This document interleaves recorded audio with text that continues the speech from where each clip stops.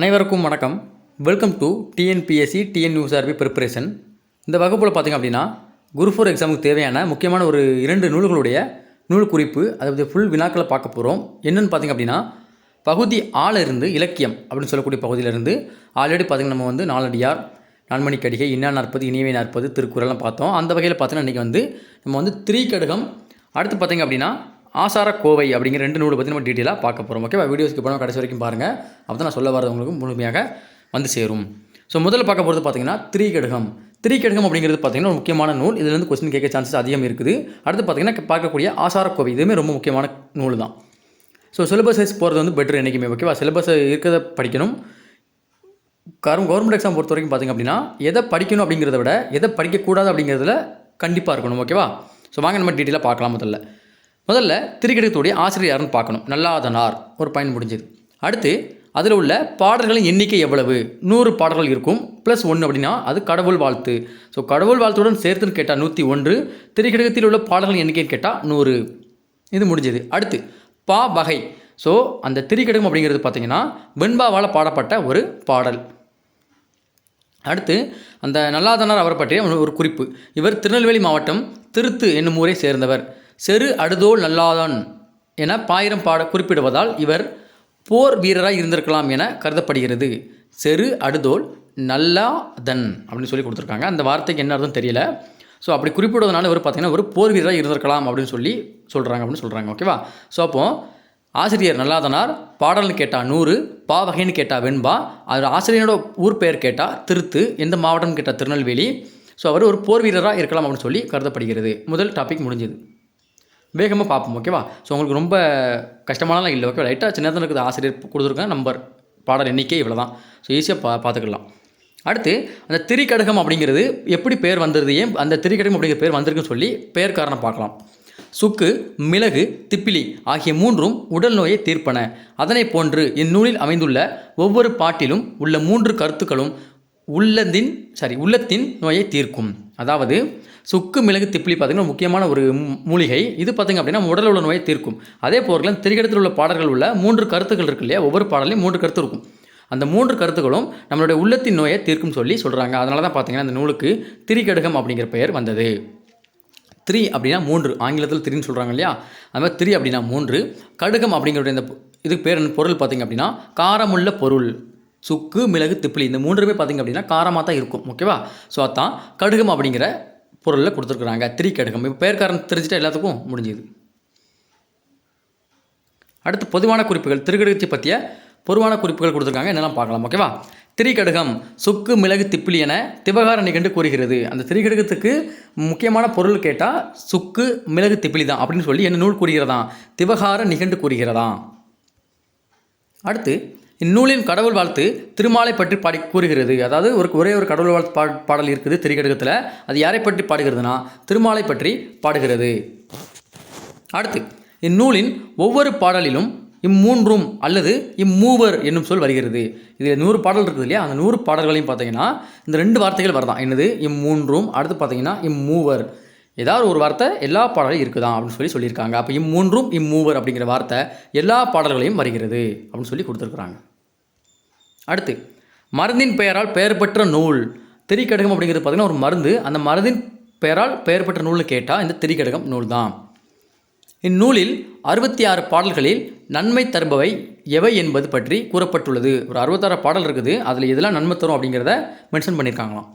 இந்நூலில் 34 பாடல்களில் தீமை தருபவை எவை என குறிப்பிடப்பட்டுள்ளது. டோட்டலாக 100 பாடல்கள். அதில் 66ல் நன்மை தரக்கூடிய என்னது, அதாவது நன்மை தரக்கூடிய கருத்துக்கள் என்ன அப்படிங்கிறத கொடுத்துருக்காங்க. ஒரு 34 பாடல்களை பார்த்தீங்கன்னா தீமை தருவன என்ன அப்படின்னு சொல்லி மென்ஷன் பண்ணியிருக்காங்களாம். ஓகே, டோட்டல் 100 வந்துருச்சா? அடுத்து கணவன் மனைவி வாழ்க்கை பற்றியே 35 பாடல்கள் உள்ளன. அந்த 100 பாடல்களில் ஒரு 35 பாடல்களில் கணவன் மனைவி வாழ்க்கை எப்படி இருக்குன்னு சொல்லிட்டு மென்ஷன் பண்ணியிருக்காங்க. எத்தனை பாடல்களில்? 35 பாடல்களில். 300 அறக்கருத்துக்கள் இந்நூலில் கூறப்பட்டுள்ளது. டோட்டலாக 100 பாடல்கள் அப்படி தானே? ஸோ 100 பாடல்கள், ஒரு பாடலுக்கு 3 கருத்துகள். அப்போ எத்தனை வரும்? 100 × 300 அப்படிங்கிறது வரும். ஓகேவா? ஸோ 300 அறக்கருத்துக்கள் பார்த்தீங்கன்னா இந்த நூலில் கூறப்பட்டிருக்குது. திரிகடுகம் நூலில். ஆசிரியர் யாருப்பா? நல்லாதனார். எத்தனை பாடல் இருக்குது? 100 பாடல் இருக்குது. ஒரு பாடலுக்கு எத்தனை கருத்துக்கள் உள்ளது? 3 கருத்துக்கள் உள்ளது. அடுத்து முக்கிய அடிகள். ஓகேவா? 7ஆம் வகுப்புலேருந்து கொடுத்துருக்காங்க. ஓகேவா? ஸோ இது பழைய புக்குன்னு நினைக்கிறேன். புது புக்கில் இருக்கான்னு தெரியல. ஓகே, புது புக்கில் வந்து திரிகடுகம் கொடுக்கவே இல்லை, பழைய புக்கில் தான் கொடுத்துருக்காங்க. ஸோ பழைய புக்குங்கிறது ரொம்ப முக்கியம் தான். ஓகேவா? உங்களுக்கு பழைய புக்கா நியூ புக்கான்னு கேட்டிங்கன்னா ரெண்டுமே படித்து தான் ஆகணும். ஏன்னா சிலபஸில் திரிகடுகம் அப்படிங்கிற நூல் கொடுத்துருக்குறாங்க. 17 கீழ்கணக்கு அப்படின்னு மென்ஷன் பண்ணியிருப்பாங்க. ஸோ அப்போது அதில் திரிகடுகம் அப்படிங்கிறது கட்டாயம் வரும். இப்போ திரிகடுகம் அப்படிங்கிறது புது புக்கில் இருக்கான்னு கேட்டிங்கன்னா புது புக்கில் கிடையாது. ஸோ அதனால் பழைய புக்கில் இருந்தாலும் சரி, இல்லை வேறு எதாவது மெட்டீரியல் இருந்தாலும் சரி, அல்லது கல்லூரி புத்தகங்கள் அங்கே இருந்தாலும் ஓகே தான். அதை நீங்கள் கட்டாயம் படித்து தான் ஆக வேண்டும். ஏன்னா திரிகடுகம் அப்படிங்கிறது சிலபஸில் இருக்குது. நான் ஸ்கூல் புக்கில் இல்லை, படிக்க மாட்டேன் அப்படின்னு சொன்னீங்கன்னா உங்களுடைய தவறு தான் அது. ஓகேவா? ஏன்னா சிலபஸில் கொடுத்துருக்காங்க அப்படின்னு கட்டாயம் படித்து தான் ஆக வேண்டும். முக்கிய அடிகளை பார்த்துடலாமா? உன்பொழுது நீராடி உண்டலும் என் பெரினும் பால்பாற்றி சொல்லோ விடுத்தாளும் தோல்வி வற்றி சாயினும் சான்றாண்மை குன்றாமை இம்மூன்றும் தூய மென்பார் தொழில். அப்படி பார்த்தோம், மேலே பார்த்தோமா, இம்மூன்றும் அப்படிங்கிறது வருதா? வார்த்தை எல்லா பாடல்களையும் வந்துருமா. அடுத்து இல்லார் கொன்றியும் உடமையும் இவ்வுலகில் நில்லாமையுள்ளும் நெறிப்பாடும் எவ்வுயிருக்கும் துன்புறுவு செய்யா தூய்மையும் இம்மூன்றும் நன்றறியும் மாந்தருக்கு குல அப்படின்னு சொல்லி கொடுத்துருக்காங்க. இதுலேயும் பார்த்தீங்கன்னா இம்மூன்றும் அப்படிங்கிற வார்த்தை வந்துடுது. அப்போ இது முக்கியமான வரி தான். அடுத்து நெஞ்சம் அடங்குதல் வீடாகும். இது முக்கியமான வரி தான். வேளாளன் என்பான் விரிந்திருக்க உண்ணாததான். இவரது பார்த்தீங்கன்னா முக்கியமான வரி. எதில்? திரிகடுகத்தோட முக்கியமான அடிகள்.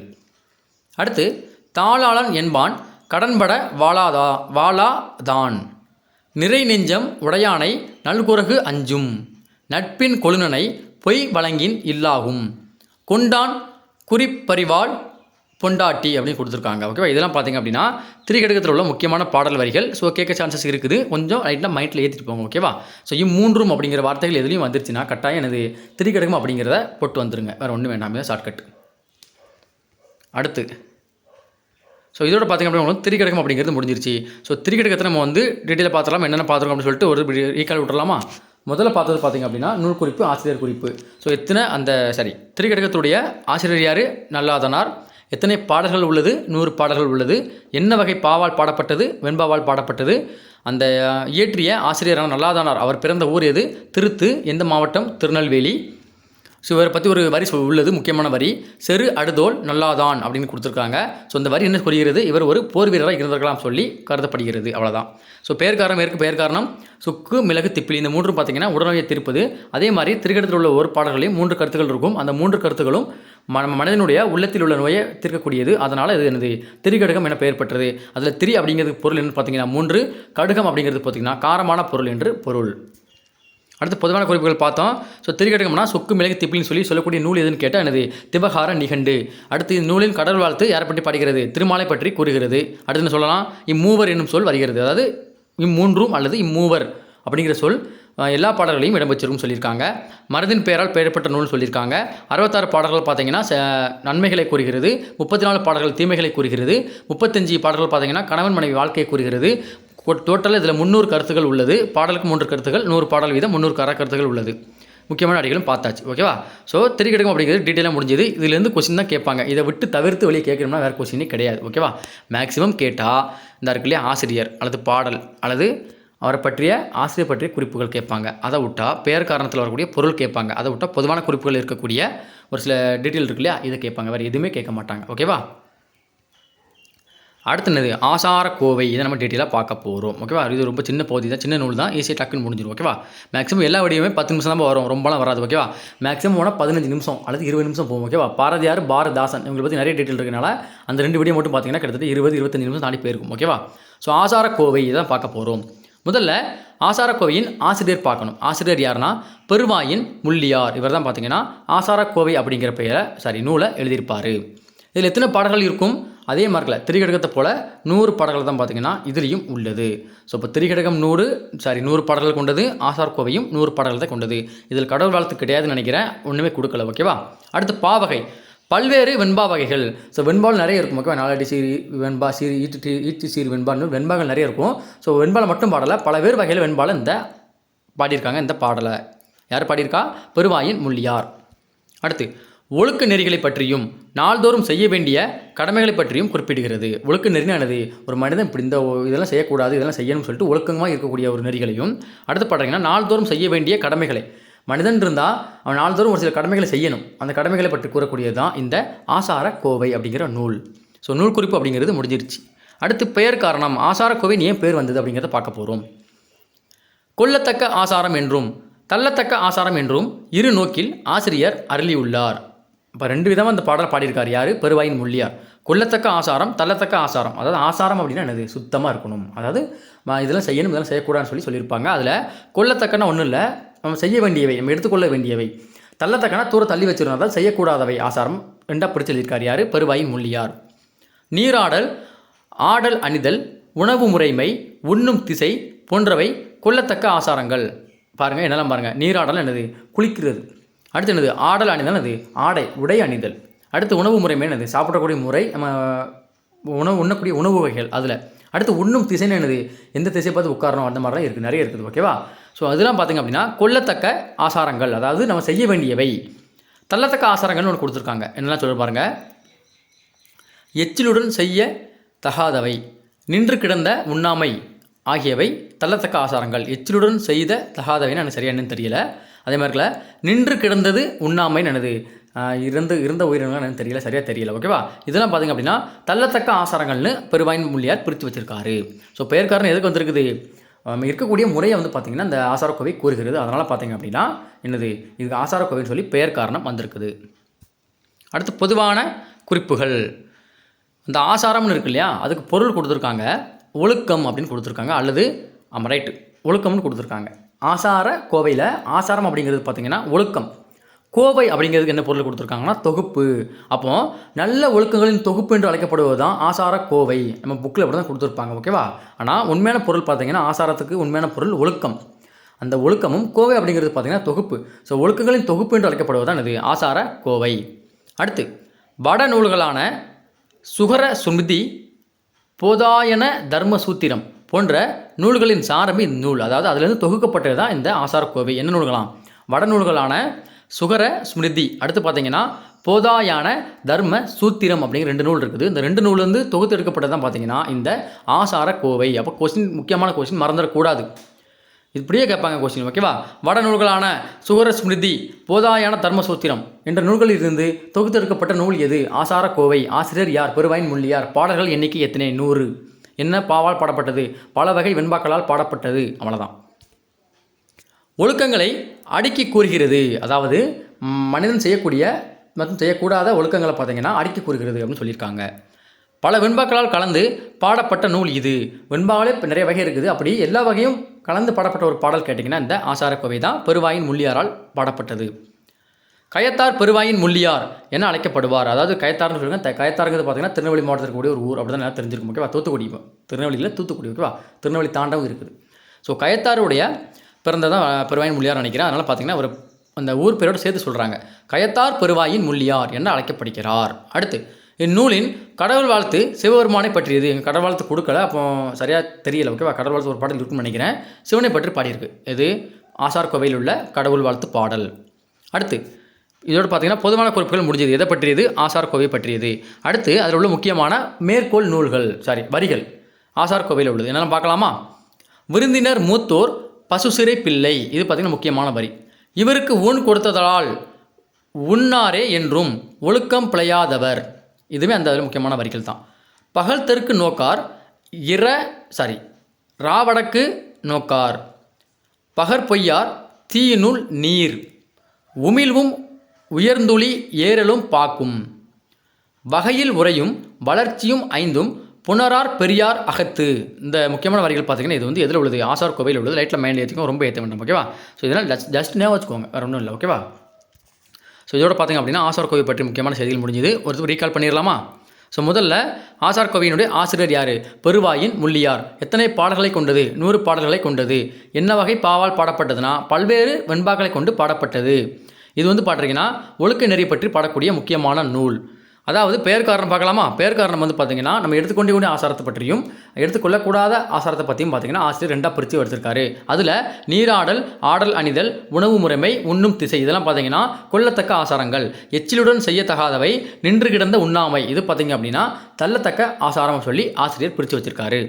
ஸோ ஆசாரம் அப்படிங்கிறது பொருள் பார்த்தீங்கன்னா ஒழுக்கம், கோவை அப்படிங்கிறது பொருள் பார்த்தீங்க அப்படின்னா தொகுப்பு. அடுத்து வடநூல்களான சுகர ஸ்மிருதி, அடுத்து பார்த்தீங்கன்னா போதாயான தர்மசூத்திரம் அப்படிங்கிற 2 நூலில் இருந்து பார்த்தீங்கன்னா இந்த ஆசாரக்கோவை எடுத்து எழுதப்பட்டிருக்கும்.